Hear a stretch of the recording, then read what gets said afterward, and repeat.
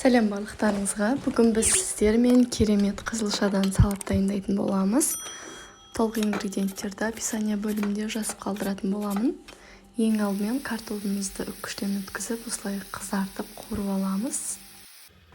Мінекей бізде картоптарымыз осылай әдем болып, қызарып қуырылып шықты. Енді ең алдымен тұздалған қиярымызды жіңішке етіп турап аламыз.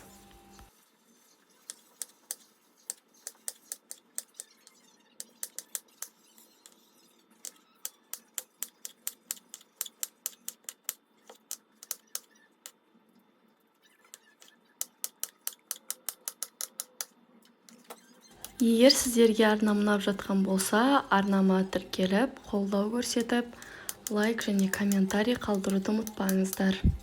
Және де сіздерді әдемі рецепттермен қуантатын боламын. Енді қайнатылған сәбізімізді дәл солай жіңішке етіп турайтын боламыз.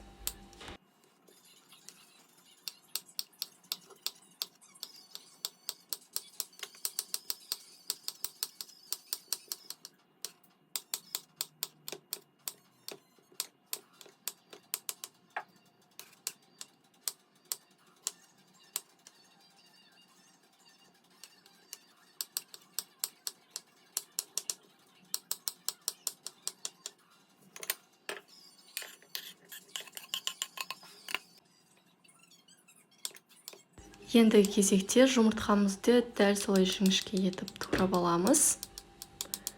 Негізінен бұл салатты өздеріңіз қаласаңыздар 4 бұрышты етіп немесе басқа да формаларды турасаңыздар болады.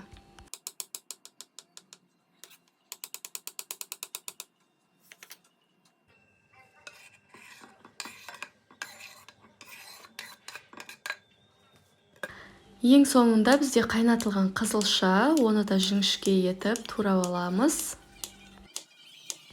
Өздеріңіз білетіндей қызылша өте пайдалы және де дәрумендерге бай көкөніс болып табылады. Бұл салатымыздың екінші аты француз салаты деп те аталады. Және бұл рецепт кішкене басқашалау. Және де бұл рецептпен де дайындап көрсеңіздер өте керемет болып шығады. Қонақ келгенде дайындасаңыздар ұялтып қоймайды.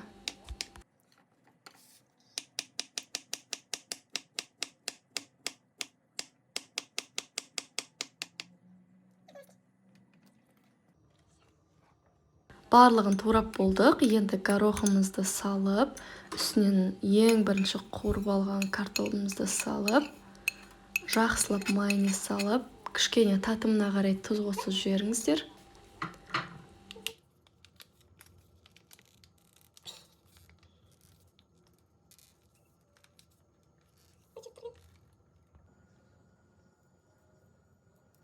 Енді жақсылап араластыратын боламыз.